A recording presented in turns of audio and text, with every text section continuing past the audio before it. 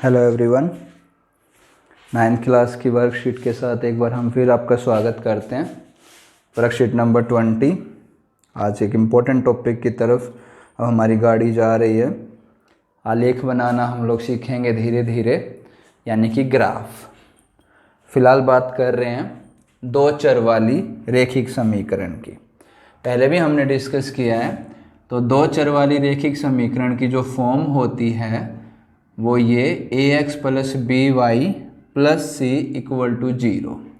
यहाँ पर ये दो चर हैं x और y, इसलिए इसको दो चर वाली रेखिक समीकरण कहा गया है, क्योंकि इसकी जो पावर है वो एक एक है, इसलिए इसको रेखिक कहा गया है। अब यहाँ से हमारे दो क्वेश्चन बनते हैं कि एक रेखिक समीकरण के कितने हल हो सकते हैं, एक रेखिक समीकरण के हल हम कैसे निकाल सकते हैं, उन हल को हम आलेख में कैसे दर्शा सकते हैं। ये तीन चीज़ें अब आने वाले हम कुछ दिनों में पढ़ेंगे। तो सबसे पहली बात कि एक दो चर वाली रेखिक समीकरण के कितने हल हो सकते हैं, पहले मैं ये बात करता हूँ हल है क्या। देखिए, हम एक समीकरण लेते हैं x plus Y is equal to 5। अब मैं आपसे कहता हूँ कि इसके हल निकालिए, हल। अब सॉल्यूशन, तो प्यारे बच्चों इसके सॉल्यूशन होंगे x और y की वो वैल्यू जो यहाँ मैं रखूँ तो वो 5 के बराबर आए, यानी उन दोनों वैल्यू को जोड़ूँ तो वैल्यू उनका आंसर 5 आए, तो वो हमारे हल कहलाएंगे। तो एक तो बहुत ही आसान लग रहा है, हम ट्रायल मेथड से कि हम माना x की वैल्यू 1 ले लेते हैं। अब ये 1 हो गया तो y की वैल्यू अब 4 लोगे, क्योंकि 1 और 4 का जोड़ 5 हो जाएगा। फिर आप कहेंगे कि मैं x की वैल्यू 2 ले लेता हूँ, तो आप कहेंगे सर y आप 3 ले लीजिए, क्योंकि 2 और 3 का जोड़ 5 हो जाएगा। मैं कहता हूँ x की वैल्यू 3 ले लीजिए, तो आप कहेंगे जी y की वैल्यू 2 ले लीजिए, क्योंकि 3 और 2 का जोड़ 5 हो जाएगा। तो इस प्रकार से गाड़ी आगे चलती रहेगी। तो प्यारे बच्चों, क्योंकि हम माइनस में भी ले सकते हैं, जरूरी नहीं कि प्लस का ही हम लोग इसमें रखें। भाई अगर मैं x की वैल्यू घटा 1 रख लेता हूं तो y की वैल्यू अब 6 रख लेंगे, क्योंकि घटा 1 जमा 6 प्लस का 5 आ जाएगा। तो इस प्रकार से ये चीज़ चलती जाएगी। तो मैं एक चीज़ कह सकता हूं कि किसी भी दो चर वाली रेखिक समीकरण के अनेक हल हो सकते हैं, अनेक हल। तो आपसे अगर कोई पूछे बताइए कि रेखिक समीकरण के कितने हल हो सकते हैं दो चर वाली रेखिक समीकरण के, तो वो अनेक हल हो सकते हैं, यानी कि हम बहुत सारे हल निकाल सकते हैं। अब हल हम निकाल कैसे रहे हैं कि हम x की या y की वैल्यू अपनी मर्जी से रख रहे हैं। हम अपनी मर्जी से x या y की वैल्यू इसमें रखते हैं। मान लीजिए x की रख रहे हैं तो y निकल जाएगा, y की रख रहे हैं तो x निकल जाएगा। तो जो वे वैल्यू निकल रही है वो हमारे हल हैं, सॉल्यूशन उनको बोला जाता है। तो प्यारे बच्चों, तो एक तो ये, अब पहले उसमें तो ये हो गया कि हमारे कितने हल बन रहे हैं, तो जी हमारे अनेक हल बन रहे हैं। हल हम कैसे निकाल रहे हैं, तो इसी समीकरण में हमने देखा कि x बराबर ये रखते हैं तो y बराबर क्या होगा। अब हम एक और क्वेश्चन अपनी तरफ से आपके लिए लेते हैं। हल निकालना भी सीखना अब हमें 2-3 क्लास में, और हमें इसको आलेख में भी दर्शाना सीखना है। यही समीकरण मैं लेता हूँ x प्लस वाई बराबर 5, और मैं कहता हूँ कि 1 और 4 इसका हल है। पूछता हूँ कि क्या 1 और 4 इसका हल है, तो आप क्या करेंगे, 1 और 4 इसके अंदर पुट कर देंगे, यानी x की जगह आप 1 रख देंगे, y की जगह 4 रख देंगे, सोल्व करेंगे। अगर ये बराबर आती है राइट हैंड साइड के तो ये हल है, अदरवाइज हल नहीं है। चलिए देखते हैं कैसे ऐसा हो सकता है। तो आप x की वैल्यू 1 रख दीजिए, y की वैल्यू 4 रखेंगे, 1 जमा 4 तो ये 5 आ गया, और ये 5 के ही बराबर है। तो हम कह सकते हैं कि हल है। तो इस टाइप के क्वेश्चन बेटे हमें दिए गए हैं एक्सरसाइज के अंदर। हमारे सिंपल से 4 क्वेश्चन दिए गए हैं। पहला क्वेश्चन कहता है कि 2x minus Y equal to 6 के जो हल हैं वो एक दे रखा है x बराबर 2 और एक y बराबर घटा 2। पूछा है कि यह हल है या नहीं है। हल है या नहीं है। तो हम इनकी वैल्यू यहाँ रखते हैं। x की जगह आप 2 रखिए, 2 यहाँ गुणा में 2 आ गया, y घटा 2, तो 2 दूनी 4 और ये घटा घटा जमा 2, 4 और 2 जोड़ेंगे 6। ये देखिए ये 6 और ये 6 बराबर आ गए, तो हम कह सकते हैं कि ये हल है। यानी कि आपने जो पूछे हैं वैल्यू x y की वैल्यू आप इसमें रख दीजिए, तो ये अगर उसको वेरीफाई करता है तो ये हल है, अदरवाइज नहीं है। इसके बाद बेटा दूसरा तो अभी मैंने डिस्कस किया कि y बराबर 5x जमा 2 के कितने हल हो सकते हैं जी।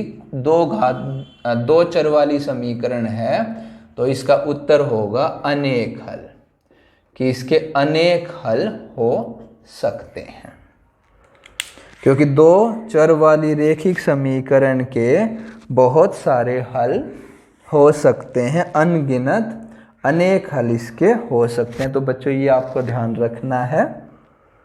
इसके बाद हम चलते हैं थर्ड क्वेश्चन में। थर्ड कहता है कि 5x जमा py बराबर 4 के हल x बराबर 2 है और y बराबर 3 है। रख लेते हैं, हल है तो इसमें जरूर रखे जा सकते हैं। तो आप यहाँ पर x की जगह 2 रख लीजिए, y की जगह 4 रख लीजिए, y की जगह 3। इसको सोल्व करेंगे, p की वैल्यू आ जाएगी 5 दूनी 10, ये 3p बराबर 4। जमा का p यहाँ से हटाइए, जमा का 10 यहाँ से हटाइए, उधर ले जाइए, तो 4 और घटा 10, तो 3p, ये घटा 6 आ गया। इसको भाग में लेके जाइए, p बराबर घटा 6/3, तो घटा 6/3 काटेंगे तो 3 दूनी 6, घटा का 2 आ जाएगा। तो प्यारे बच्चों p का मान हमसे पूछा गया, तो p का मान घटा 2 आ गया। अच्छा बच्चों, अब हम आगे चलते हैं। अब हम आलेख बनाना सीखेंगे, जो असली चीज़ है। अच्छा, अभी तक हमने क्या सीखा? सबसे पहले तो ये सीखा हमने कि 2 चर वाली रेखिक समीकरण होती क्या है, क्या उसकी फॉर्म है। फिर हमने सीखा 2 चर वाले रेखिक समीकरण के कितने हल हो सकते हैं, बोले जी अनेक हल हो सकते हैं।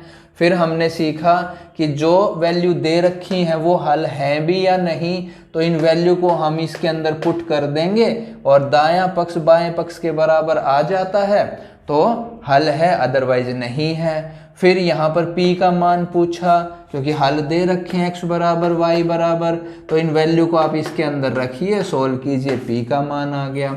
अब असली चीज़ कि हम आलेख बनाना सीखेंगे, ये है असली चीज़।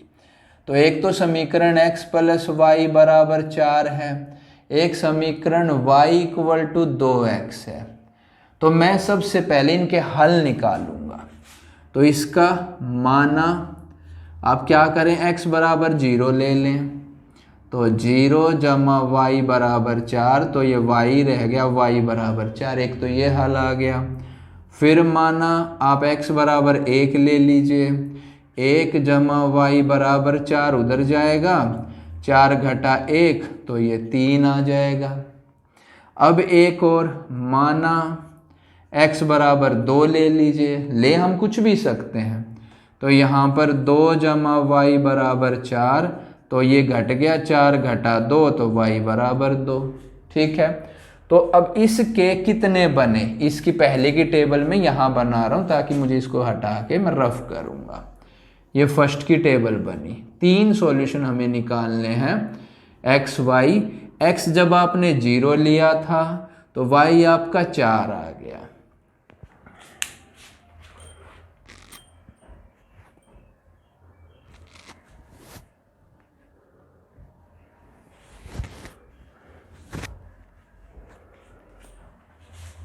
x आपने जब 1 लिया है तो y आपका 3 आ गया। x जब आपने 2 लिया है तो y भी आपका 2 आ गया। ये पहला समीकरण का टेबल बन गई। अब इसके अंदर माना x बराबर 0, तो y 2 गुणा में 0, तो ये 0 ही आ गया। फिर आप क्या कर रहे हैं, x बराबर 1 मान लेते हैं, तो y बराबर 2 इंटू 1 तो 2 ही आ गया, 2 एकम 2। फिर आप माना x बराबर 2 ले रहे हैं, 2 तो 2 दूनी 4। ये दूसरे की टेबल में बना रहा हूँ। तो भाई x 0 तो y भी 0, x 1 तो y 2, x 2 तो y 4। ये दो समीकरण हमारे, इनकी वैल्यूज हमने निकाल ली। अब मैं इसका ग्राफ बनाता हूं। चलिए अब इसका हम ग्राफ बनाते हैं। तो हमें लाइन खींचनी होगी x एक्सिस और y एक्सिस। दिस x अक्ष और y अक्ष, ये मूलांक ओरिजिन 0 0 होंगे। अब वैल्यू देखिए x की वैल्यू 2 तक है, तो 1 और 2, बड़ा बड़ा भी ले सकते हैं, 3, बराबर बराबर लेना, उतनी दूरी पर ये 1 2 और 3। तो प्यारे बच्चों सबसे पहले पहली का x शून्य है, शून्य पे आ जाइए, y 4 तो 4 पे चलिए, ये रहा 4। x अक्ष के ऊपर x, ये y अक्ष है, y अक्ष के ऊपर x कोऑर्डिनेट 0 होता है, x अक्ष के ऊपर y कोऑर्डिनेट 0 होता है। इसको दोबारा समझिए, x 0 है यहाँ पर, y 4 4 पे चले गए, x 1 ये रहा, y 3 ये रहा, तो थोड़ा सा आप इधर से चलिए और यहाँ y 3, तो ये पॉइंट हमारा 1 और 3 बना। फिर x 2 y भी 2, x 2 ये रहा और y 2 इधर से ये, तो ये 2 2, ये मेरा पहले नंबर की समीकरण आ गई। टेढ़ी हो सकती क्योंकि मैं बिना स्केल का यूज करे बना रहा हूँ, आप स्केल का यूज करके बनाएंगे। दिस इज सीधी। अब दूसरी की, इसका समीकरण लिख दीजिए, लिख देंगे चलिए, x0 y0 दोनों यहीं पर हैं। फिर x1 y2 ये रहा, x1 y2, फिर x2 y4 ये रहा जी ऊपर। तो हमारा जो इसका बनेगा वो ये बनेगा, ये सीधी ही जाएगी, बिना स्केल के मैंने बनाई है। तो ये आपकी, इसका बना हमारा x + y बराबर 4 और इसका बनेगा y बराबर 2x। तो ये है बेटा हमारी आलेख जो कि ग्राफ पर बनता है। 1 नंबर का क्वेश्चन जरूर आता था ये, लेकिन अब पैटर्न चेंज हो गया है। अब आपका MCQ आएगा, तो MCQ में हमारे ये 3 क्वेश्चन बहुत इंपॉर्टेंट हैं और इससे रिलेटेड भी क्वेश्चन बन सकते हैं। तो आगे आने वाली वर्कशीट में और क्लासेज में हम इसको और ध्यान से पढ़ेंगे। तो आप अभी इसको पढ़ें, समझें, होमवर्क करके मुझे भेजें। ठीक है प्यारे बच्चों, थैंक यू सभी को, बाय।